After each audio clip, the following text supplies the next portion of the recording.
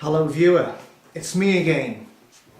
Well, today's subject I'd like to discuss a little bit detail of is this thing about relating to the subject of was the sacrifice that Jesus made, in other words, was God sacrificing his son the greatest act of loving kindness that we know of. Frequently we're told it is. And this one event, more important than his birth, Jesus' birth, it's called Christmas. More important than that, or for Jehovah's Witnesses, it's called that Pagan Day. But anyway, this one event, which obviously is also celebrated in a fashion by Jehovah's Witnesses, is the foundation for every single Christian religion, of which there are many versions of it, and of which there are many millions of people who belong to a Christian denomination. That image of Christ on the crucifix is the foundation for their belief. Now, the reason why we say that is because the Bible tells us that. The Bible tells us many, many times that you can't go through to God unless you go through the channel of Jesus first. And we can't, the gift, that sacrifice that he made wipes away this stain of sin, that we have. And if we have sin, we can't have everlasting life, whether that is everlasting life in the heavens, as many Christian people believe, or an everlasting life on the earth, as of course Jehovah's Witnesses believe. So basically your future, when you die, is fully dependent on Jesus Christ ransom sacrifice, him bleeding on the cross, or whatever you want to call it. And that single event, as we know, is so powerful that if you go into any church or chapel or cathedral or whatever it is, you will find an image of that single event. It may just be one cross, or it may be sort of more descriptive image, statue, picture, whatever it is. It's all over the place. You can't get away from this single event. So it's quite important that we think about how important this sacrifice was, how God did this for us, so that we can therefore approach him. Interestingly, in relation to this point of him that we're able to approach God in this manner. This is the reason why I say this is because what I sometimes think of is, right, before Jesus came to the earth, right, which there was about 4,000 years, how was it therefore that we see examples in the Bible, in the what we call the Hebrew scriptures? How can we find examples of people who appear to have had a more closer relationship with God than the ones that came afterwards? How is that? How is that? Because at that point, because Jesus hadn't died, and so when God was dealing with all these people, like his faithful servant this, his faithful servant that, his faithful servant, you could just ream off all these names. How come when he was dealing with his people like Abraham, Isaac and Jacob, and Moses and King David and Solomon during the early years, of course, and all the judges and all the prophets and all that, how was he able to deal with these people when must have the stench? They must have the stench of sin. How was he able to overlook the stench of sin? How are these people able to have a direct link to God without having to go through Jesus? How did that happen? How were they able to do this when some of these ones' relationship with God was even more powerful than anything that happened in Christian times or subsequently since? Figure that one out. How was God able to sort of, they're full of the stench of the sin, but I'll still appear to them in a burning bush, or my finger will write out on some tablets and I'll let them carry them down a mountain twice, or I'll let water come forwards, but he's not going to be allowed in the promised land. Or I was able to split, part the waves. How was he able to do all these remarkable things, dealing with individuals or leaders or kings or whatever it is, or prophets who seem to have this stench of sin, who hadn't had this sacrifice with Jesus to enable them to go to God. Because nowadays, when we all pray, or Jehovah's Witnesses pray, they always say, blah, blah, blah, blah, blah, through Jesus Christ our Lord. That's funny, because these people used to be actually speak to God without having to go through Jesus Christ our Lord. Yes, it is confusing, isn't it? So anyway, let's crack on with this one. So first and foremost, unfortunately, when we have to deal with the whole point of Jesus having to lay down his life for us, just forgetting the fact in the Hebrew Scriptures that all these guys had a fantastic relationship with God, that for us able to, let's forget about that bit. So for us able to have this wonderful relationship with our God, we had to have the necessity for the sacrifice of Jesus on the cross or the crucifix or whatever you want to call it. Now, the reason why is because he had to wipe away something that we called sin. Now, what is sin? Well, I'll use the Watchtower's own exclamation on sin here. This is the Bible's answer, whichever version they were referring to. So anyway, sin is any action or feeling or thought. So it's not just doing something or feeling as I want to, it's actually maybe entertaining the thought. Sin is any action, feeling or thought that goes against God's standards. It includes breaking God's law by doing what is wrong or unrighteous in God's sight. The Bible also describes sin, the sins of omission, that is failing to do what is right. So another version is to sin is to miss the mark of God's perfect standards. And as creator, God has the right to set standards for mankind. We are accountable to him for action. So there are lots of different scriptures that they've quoted there to force their point through. So some interesting things there that we'll get back to in an illustration very shortly. So anyway, unfortunately, most Christians today I've done this before, but they love the Jesus. I really, really, really love me Jesus. I love me Jesus. It's all about Jesus, Jesus, Jesus, Jesus. You name it, it's Jesus. They're not too keen on the things that happened in the Hebrew Scriptures because it doesn't involve Jesus. It's all about God. When you see the things that God did in the Hebrew Scriptures, I've done this before, He's not very nice. But they love the Jesus. But unfortunately, the whole point of Jesus coming to the earth wasn't to feed people with loaves and fishes, and cure a few old guys, or healing the blind, and the guys who had lepers, and turning water into wine, because quite handy to have that if you're out at a wedding. Oh, the booze has run out. Jesus, Maybe that's what I would say to weddings. People say, we've run out of wine, and people go, Jesus Christ. Maybe they're actually hoping that he actually does turn up and provide more wine. But it never happens. Not to any happening to him. Anyway, that's the whole point.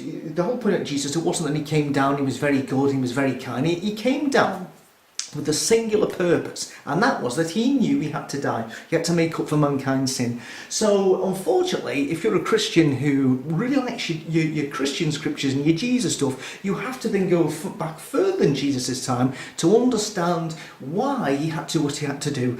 And unfortunately, I hate to mention the GOE words again, but unfortunately we do have to go back to the Garden of Eden. We're having to go back to the Garden of Eden. Only briefly, I promise this time we're going to go back really briefly. We're going to have to go back to the Garden of Eden because we have to discuss how sin originated, which when you fast forward 4,000 years is the whole point of Jesus giving his life for us to make up for what's happened in the Garden of Eden. So we'll go, I don't have to do the whole story of Garden of Eden all over again because I think we all know this, and you can't really be a Christian unless you accept what happened. You can't just say, well, it was just a moralistic tale, I don't really believe there wasn't a Garden of Eden, but I believe in Jesus. Sorry, you have to believe in what happened in the Garden of Eden to understand why Jesus came here anyway. So anyway, with the Garden of Eden, as we know, God provided a paradise setting, two people were in it, and basically he said, there you go, off you go, it's an absolute paradise. You can just imagine how good it must have been. It must have been fantastic. All these animals and just them two making love, and it must have been absolutely fantastic. The only thing he told them to do was, you see that tree there, just don't eat the fruit from that tree. That's all you don't have to do. You just don't eat the fruit, because the day that you do, you'll become just like me and you'll positively die. So does that mean if you become like God you die? Well, why hasn't he died? Well, that didn't make any sense, did it? So anyway, that's what the thing was. Now let's just think about this concept. For instance, if you were a loving father or parent, for instance, and you really, really, really, really loved your son, but you knew that potentially he had a weakness, and that weakness was that he had a drink problem. He had a drink problem, right? So if you're going to go out your house for a week and you said to your son, I tell you what, see, while I'm out, you don't have to, you're old enough now to make your own dinners, right? And so I don't have to be here making your dinner. I've stocked up the food cupboard. There's milk and water and squash or whatever it is in the fridge, and I'll see you in a week. Don't wreck the joint, whatever you do.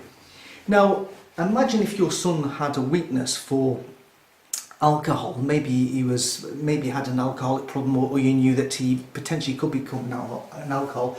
Would you leave in a cupboard, honestly, 3 litres of vodka, or let's say 5, let's say 1 for every day's away, 7. Would you leave 7 litres of vodka in a cupboard if you knew that potentially your son had a weakness for alcohol? Would you want to do that? Would you want to put that there anyway?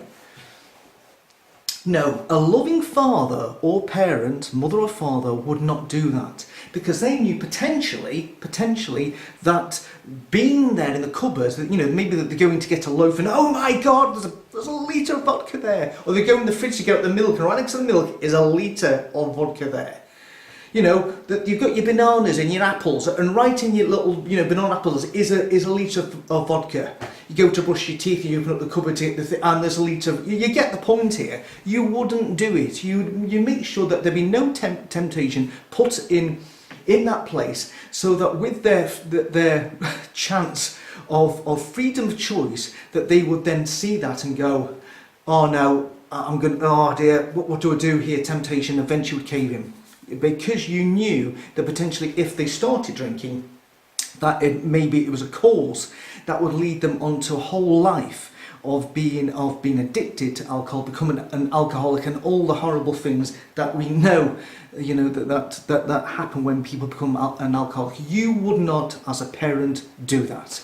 So you have to wonder, you have to ask yourself is, why would God do that? Why did God put that temptation there in the first place? Now, the interesting thing is, there seems to be a problem that God has. God seems to have this problem that he wants people to worship him. He loves his worship, and he loves people sacrificing to him and worshipping him and admiring him. He needs these things. He needs some. I don't know what it is. And so he could have he could have in the Garden of Eden. He could have just not put that temptation there. But then he would have been thinking, oh, I wonder if they really, really appreciate what I've done. I really, really, I wonder. Now the funny thing is, see with my own son. I don't expect him to ring me up every week or every day or every month and say to me, Dad, yes, I'm really grateful what you did for me. Okay, yeah, that's all right, no problem. I really, really am grateful. Okay, yeah, thank you. Good, that's good, yeah. I know you're my dad and brought me into the world, but I'm really, really grateful. Yeah, I get it. After, you can say it maybe, I don't know, maybe on his birthday, his wedding anniversary, but I don't expect to hear that every day. I won't expect him to do that. Yet bizarrely, as we know in prayer to God, we're supposed to every night, if you're a Jehovah's Witness, thank God for everything he's done. Every time you have a meal, we like to thank you, God, for the provision of this food. Why? Why does he need that? Imagine he's God, he's hearing all these prayers. Imagine how many people at any one time are having a meal around the world, not just Jehovah's Witnesses, lots of other Christian religions as well, and they're all thanking God for their pizza and chips, or the salad they're having because they're trying to lose weight like me. They're thanking God. I'd like to thank you for this thing. Honestly, why does he need on a daily, and imagine you have 3 meals a day from everybody who's a Christian, telling God, thanking them for this. At the end of every night, we thank you. Why? Who does that? What sort of person demands that we do that? I have the answer.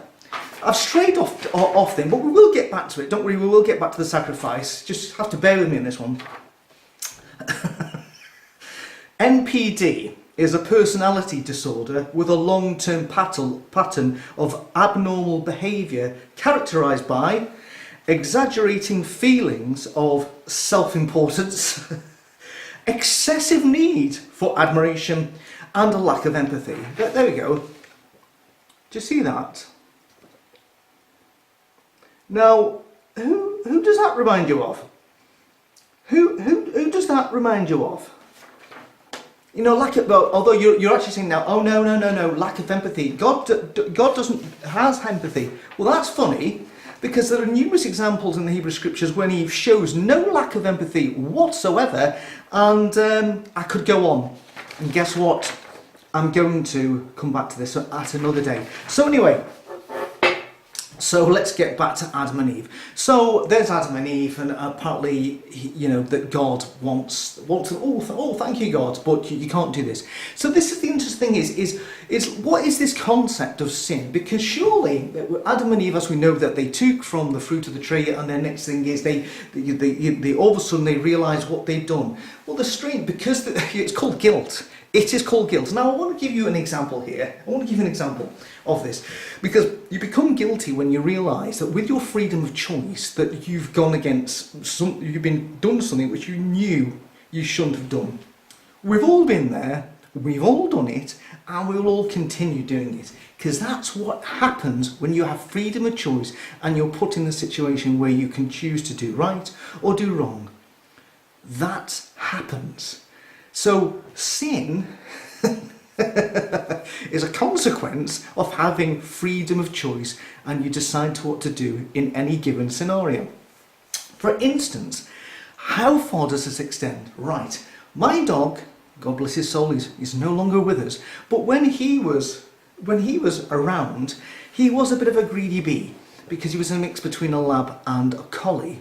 And he was very clever, but he was also greedy. Now my dog, we had a bin in our utility room, and he knew when we were out the house, he knew where there was some good grub to be had. There was, the waste food was there, he knew where it was. And we didn't have a door at this time, separating our utility room and our kitchen, and his bed was in the kitchen. So when we were out, he used to go in, and he used to stick his head through the swingy bin, and he used to get out food, and then he used to the bin would fall on the side, and then he'd start raiding the bin. Now when we came back, he'd be sitting in his bed, and the look on his face was, it wasn't me, boss. It must have been somebody else, because he knew there was no proof, there was no smoking gun that could connect him with the bin. It clearly was him, clearly it was him, but even I think, to be honest with you, if he had a really good American lawyer, he probably would have got off with it. He had motive, opportunity, but still he probably would have got away with it.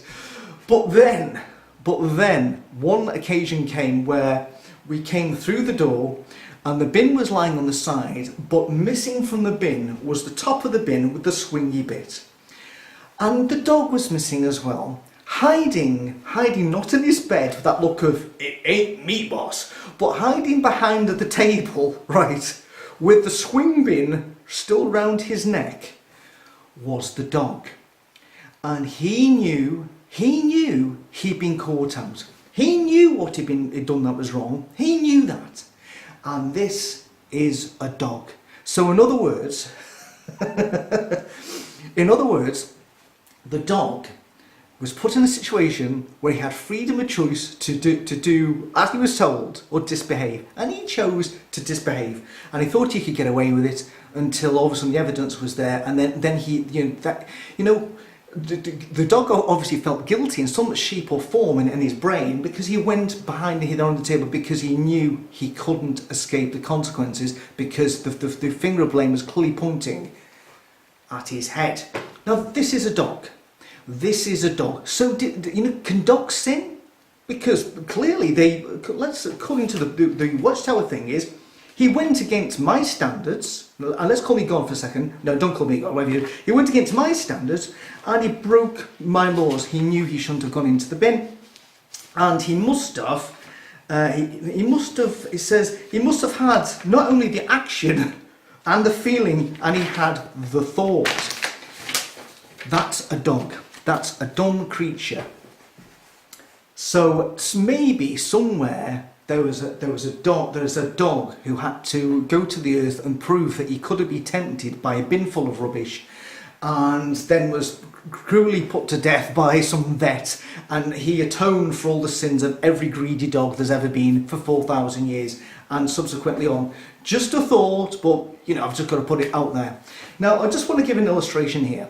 According to what the Watchtower says there, that means if we go into a shop, we're doing shopping, we all do shopping, you know, we go do our shopping, so walk in, and most people going shopping, they've got the shopping list, or maybe they know what they want anyway, and they go and bang, bang, bang, bang, into the little trolley, and they can do the, you know, they can scan it themselves, scan, or get somebody else to scan it, and walk out, so that's it, they've done the shopping. Now somebody else will go in, and as they're doing it, as you're doing your self-service scanning, will actually think of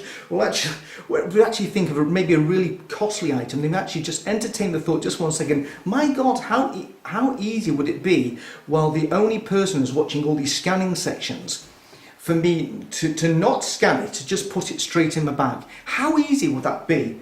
Beans, soup, banana, but I'm stuffing an onion in the bag. The onion is not getting scanned. I'm just scanning an onion anyway. It doesn't make any sense. So anyway, see the point? Then the next person may go in, they've just entertained it, but they don't really want to do it. Then there'll be somebody else actually go in, and while they're scanning the things, actually really be thinking about this. Yeah, I feel a bit naughty today. I really would like to not pay for that onion. I don't want to pay for that onion. I'll pay for you anyway. Then you get the person who actually does go in shopping and actually goes beans, soup, and just shoves the onion in because they deliberately don't want to pay for the onion. So who sinned there according to the Watchtower?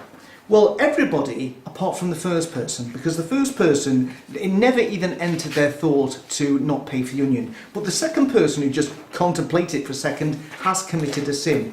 It's bizarre. How can you not commit a sin according to that? Now the interesting thing is, with Adam and Eve, there was only those two people. What else could they have been guilty of? What else could Adam and Eve done to fall against God's standards? Let's think about it. Could Adam have looked at another woman and thought, you know what, I've just realised I prefer blondes. Eve has got dark hair, but I'm more physically attracted to that blonde. And all of a sudden, oops, Adam's already thought of... He's already entertained the thought of, you know, being very fruitful with this blonde. Or maybe if there was another guy there, he may have thought, actually, I don't fancy women at all. I quite like the size of that guy's tadger. You know, who knows? There was no other houses from anybody else for them to covet their house. They didn't have children at that point to maybe beat up the children or you know, just be really nasty to the children or whack them over the back of the head or whatever it is. There was nothing. The only thing they could have done, thinking out the box here, is maybe cruel to some of the animals. There's a lot of animals around, so the opportunity to maybe boot a panda into a stream who's not a very good swimmer, he could have done that. In fact, imagine, no, he'd have a hard job booting a panda. Booting a koala bear, let's go for something smaller. Imagine just booting something which can't swim into a pond, like a whole load of koala bears, shake them up the tree and just kick them straight into, let them drown and just get off and seeing all these creatures drowning. You know, maybe he could have done that. Maybe that could have been another way of doing that. But if you have to think, is what horrible, you know, being would contemplate drowning creatures in a mass scale like that? Oh, that's right, God during the flood. Okay, let's forget about that. Well, you see, that's again is because it's saying here. It says it's things that God has.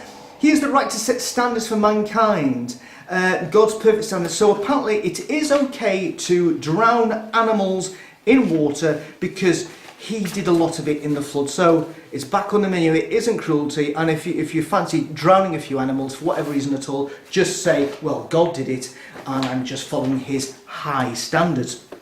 So getting back to Adam and Eve, the only thing that they could probably sin for, because they weren't, because they didn't contemplate animal cruelty, was eating this fruit. And they ate that fruit, and as a result, God said to them, right, that's it, now you're going to die because you sinned. But honestly, this concept of sin, all they did is that they were put in a situation where they had the freedom to choose what to do, and they went against God. Now that same thing, you have to think yourself this, because after he said that basically then, and it's repeated in the Bible many, many times, that we are all born into sin. That from our heart, from birth, that all our intentions are mostly evil. God said that in the Bible many times. It's not very good, is it? He's actually already writing us off before we've even been born, as it were. But apparently this is so. And the interesting thing is, hold on a second, God, because at the end of the day is, you created, man to have this ability to decide right or wrong. So you've got to at some point contemplate what the wrong is, and you've got to contemplate the wrong to think about the actions of doing the wrong. So according to that, Adam would have sinned anyway if he would have just thought about, well, if I eat of that fruit, that means God's going to kill me, so I don't want that. He's already contemplated, he's already thought about that. According to the Watchtower, he's already sinned. He was on hiding to nothing. So you've got to think about it is, hold on a second, if Adam and Eve, who are perfect humans, just new kids on the block, were put in a scenario where they chose with their freedom of choice in a given situation to do something that God didn't want to ask them, how more culpable must Satan have been, who put them into that situation, who tempted them in the first place, and how culpable must have been the angels have been, for instance, who, as we know, did something really unnatural when they must have been in God's company for millions of years or thousands of years and been more perfect than Adam and Eve could have ever been. How could have they contemplated coming down to the earth and having sexual relations with the women of the earth? How culpable are they? Yet the end of the day is, if the end of the day is, the angels never got sentenced to death, but humans did. Where's the, well, there we are. I think the word is, I think there was a lack of empathy. How does that one work out? Where's the loving arrangement there? Why didn't he say to Adam and Eve, I tell you what, it wasn't your fault, Satan did that, and as I'm putting you to death, I've got to be just here, I've got to put him to death as well. And a few centuries later on, when the angels went down and had those relations with those, when they'd done something which is, Adam and Eve, let's balance this up. Adam and Eve took a bite of a fruit. Tasty. Angels came down to the earth and had sexual relations with creatures not even of this of angelic or heavenly design, right? So in other words, it'd be a bit like me having sex with a sheep or a dog, or who knows? What's worse? Sorry, I'm sure what the angels did was far worse, but I don't remember them. Apparently, they still got to live. So angels do what they do, ruination of the earth. They get to live for thousands of years, but man gets to die in 70 years. Where's the justice in that? So anyway, let's just accept. We because of Adam and what he's done, somehow this sin is passed through the sperm of a man. So when Adam and Eve had children, this sin went on. But bizarrely, if we look at like Cain and Abel, it's the same thing. Cain and Abel, God again, they felt, we must offer sacrifice. We must offer sacrifice to God, to praise God.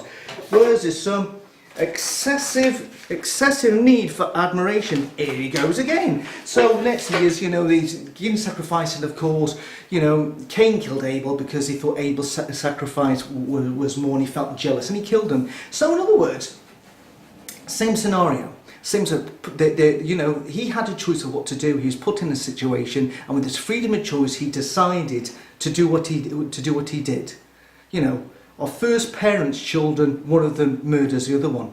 I've known a lot of people in my life, and not one of them has ever felt the necessity to murder one of his brothers. I've never known it, ever.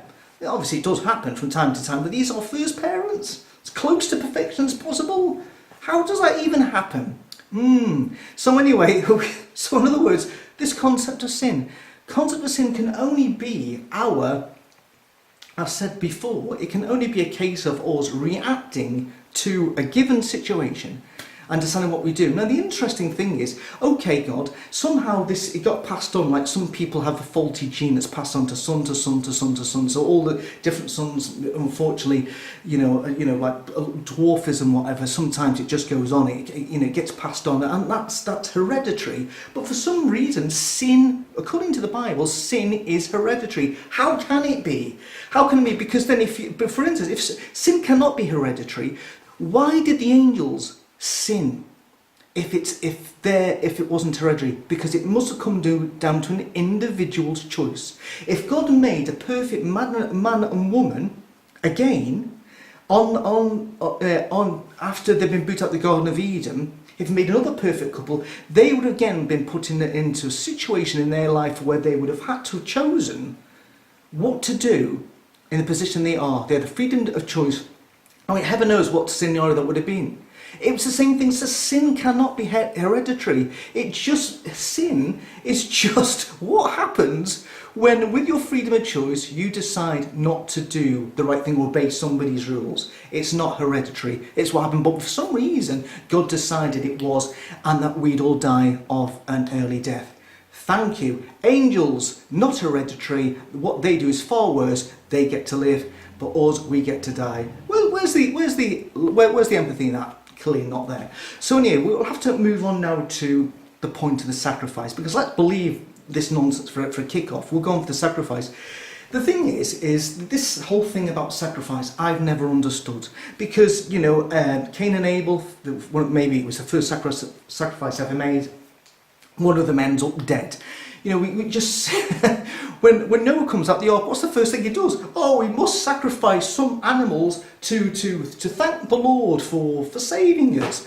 What about all the bloody dead animals? He's just drowned for no good reason at all. When the temple was made by Solomon, the kill counter, the sacrificial kill counter must have been extraordinary. The amount of blood that must have been killed, animals and blood everywhere, and burning animal flesh to cleanse the temple, to present it. For some reason, this is what God says. If you look in the Bible, so many times that God demands that men make sacrifice. This whole thing's of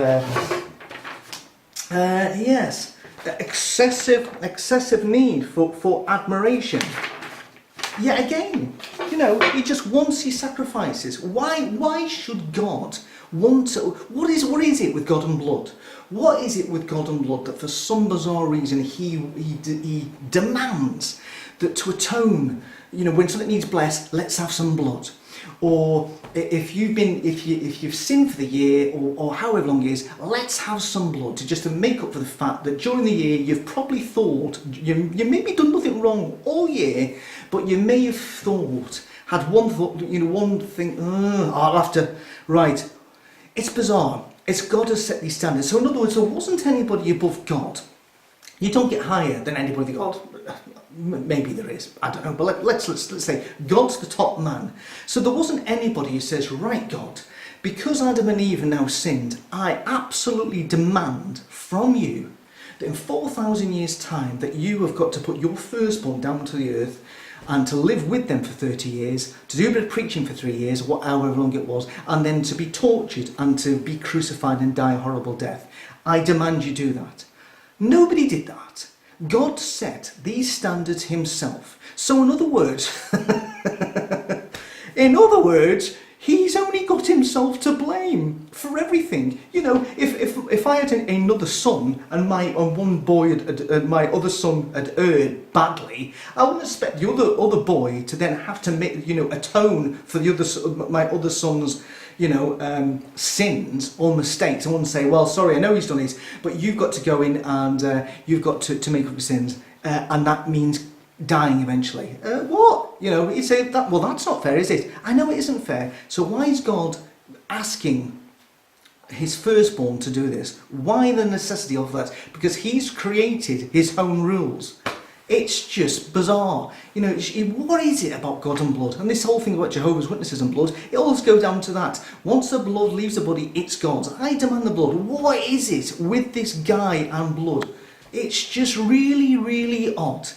Really odd. So now let's just crack on there. So we've dealt with this concept of sin, this reason for this sacrifice, and that God demanded so that we could approach him, clean, that his son came to the earth and died. His rules, he decided what he does, despite the fact we have all these guys in the Hebrew scriptures who manage to have a greater relationship with their God, but no sacrificial dying on the crucifix of a perfect man.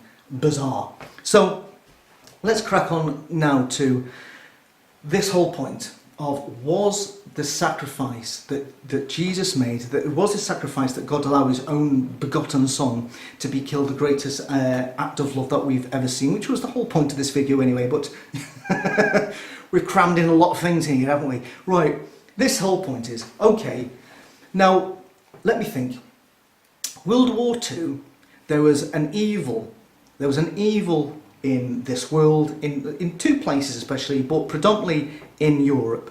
And basically, if it wasn't the fact that we had the channel between us and Europe, heaven knows what world we would live in right now. Because the Americans wouldn't have a launching pad to eventually, do the landings in Normandy. Thank God for the channel. But the end of the day is that men and women, fathers and mothers, had to send their children from all corners of the world to be part of those, and not just the Normandy landings. A lot of things were happening, when the Russians came in from the east. But let's just concentrate on the Normandy landings. That a lot of fathers and mothers, to fight against this evil. Let's make no mistake about this. That whole thing was pure evil, and you don't want to think about what may have happened. But the end of the day is, what we have to think about is men and women sent their sons over there to take part in trying to free Europe from what was happening with National Socialism, and those sons never returned. And some men and women, some mothers and fathers, never saw their children ever again. They never just lost one son, some lost two, some lost three. Imagine losing 3 children for this great cause. For this great cause, they lost 3 children. Now, are you telling me that the sacrifice that they made it doesn't equalise with the sacrifice that God had to do by having his son? I'm sorry, but the end of the day is, I know one thing, but because God has lived forever, 3 days to him, 3 of our days must have been like that. Absolutely nothing. If you live forever, 3 days is nothing. 3 days, that's what, 24, was it? 24, 48, whatever it is hours, can't remember, the 72 hours, whatever it is, can't even add up. It's a very, very, very, very short time. And yet God saw his son 3 days later. 3 days later, he raised his son from the dead, God did. How many of those mothers and fathers who saw their children die in World War II saw their sons raised back from the dead 3 days later? I'll tell you, it's quite obvious, none of them. So tell me whose sacrifice was greater. Whose sacrifice was greater, so that today, if the Nazis had come over Britain, this video wouldn't be made, probably YouTube wouldn't exist, heaven knows what world we'd live in anymore. One thing, for instance, there wouldn't be any Jehovah's Witnesses in Britain, and no Jews either, because they would have probably all been, burnt to death, or gassed, or whatever it is. That would have happened. So these men sacrificed their lives so we can do stuff like this, so we have the freedom to express ourselves. This is what they did. And to me, their sacrifice is far greater than somebody who, for 30 years, made tables and chairs, for 3 years, did some preaching and some healing, then got tortured for a bit, and then died, but 3 days later he came back. If think about that, there's the people who flew the jets into the 2 towers, they were under any illusion they were going to die, but they thought that instantly they died, they'd be rewarded because they were part of this, what they thought was a righteous war, and that their God would bring them back and they'd be in heaven with 25 virgins, or whatever it is. That's what they thought. And yet here we get Jesus, who knew when he came to this earth, that he'd only get, a short period of time, and he knew that ultimately the whole point of him coming to us is because his Father had set up this only way that we can approach God was for him to die. He knew he was going to die, but he also knew he was going to live again and come back as an even more powerful creature and become a king. He knew that.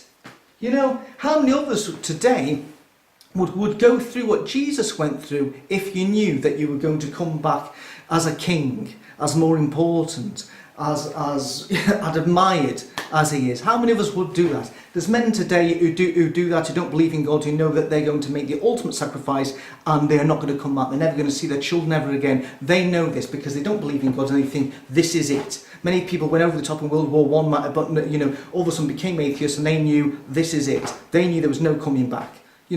How the guts it took to do that is unbelievable. The guts it took these men to go off landing crafts on beaches to go and to free Europe is absolutely amazing. I admire these men and their sacrifices more than I do this alleged sacrifice of what Jesus had to do. Yeah, it's a bit controversial, but it's the truth.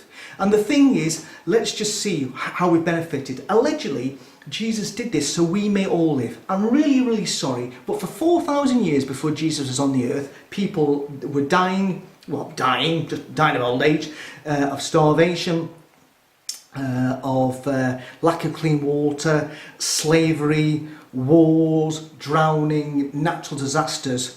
2,000 years on from when Jesus died, people are dying of slavery, wars, hunger, thirst, natural disaster, illnesses, and old age. Tell me honestly, what benefit was this sacrifice that he made?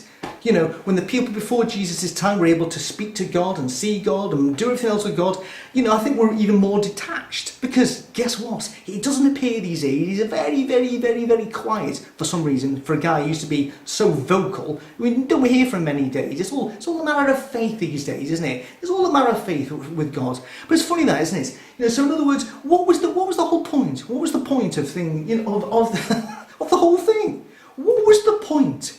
I don't get it. I don't accept the concept of sin as the Bible tells us. I don't think it's hereditary. I think it's just it's just what we do, freedom of choice. If there wouldn't be any sin if God never gave us freedom of choice, and if God just made us, programmed us that we just do what he wanted to do because we had no choice, because we weren't able to think about anything. But of course, God, being the narcissist he is, wouldn't want that. He wants us to really, really love him and either decide whether we want to or not, and he really likes it.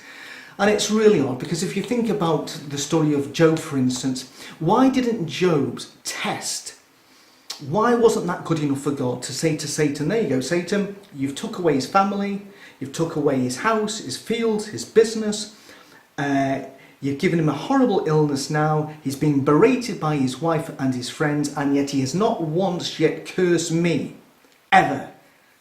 And why didn't he say, that proves, there's your proof, it can be done. Why wasn't that good enough? Because God decided it wasn't. Yet with Job, to be honest with you, that should have been it, final. Satan, you've been proved wrong, that's the end of it. But bizarrely, life or death carried on. So I don't get it. I don't get the concept of sin. I don't get the reason for the sacrifice, because God invented that himself. And this whole point of the benefits of that sacrifice, I don't, there's children today who are not even seen 2 years of age. During this prolonged conversation of 42 minutes, how many children have died in Africa due to diseases apportioned to lack of clean water, or they've died because of hunger? How have they benefited from this sacrifice? They haven't benefited from the sacrifice at all, yet somehow we can all get life through the sacrifice. Sorry, all they got is death. Nothing's changed at all. So sorry, to sum it all up, do I believe that God allowing his son to come to the earth to die for us was the greatest act of love that we've ever known? No. The whole thing just, as I've said too many times above, just doesn't make any sense. Anyway, thanks for watching, and leave appropriate comments, and as always, wait for my next video. Bye bye.